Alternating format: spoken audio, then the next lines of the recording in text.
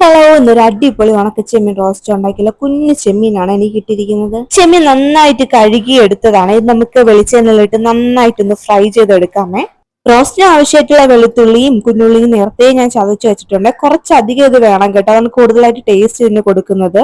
നന്നായിട്ട് ഫ്രൈ ആണെന്ന് തോന്നുമ്പോൾ നമുക്ക് അതൊന്ന് വേറൊരു പാത്രത്തിലോട്ട് മാറ്റാം. എന്നിട്ട് ആ പാത്രത്തിൽ തന്നെ കുറച്ചും കൂടി ഒന്ന് വെളിച്ചെണ്ണ ഇട്ട് കറിവേപ്പിലയും കുഞ്ഞുള്ളിയും വെളുത്തുള്ളിയും കൂടി ഇട്ട് കുറച്ച് ഉപ്പും കൂടി ചേർത്തിട്ട് ഒന്ന് മുരിച്ചെടുക്കാൻ കേട്ടോ. ഇനി ഇതിലോട്ടാണ് മഞ്ഞപ്പൊടിയും ചില്ലി ഫ്ലേക്സും കൂടി ഇട്ട് കൊടുക്കുന്നത്.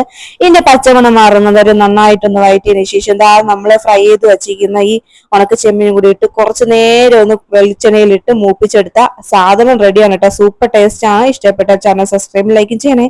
Tata bye bye, see U.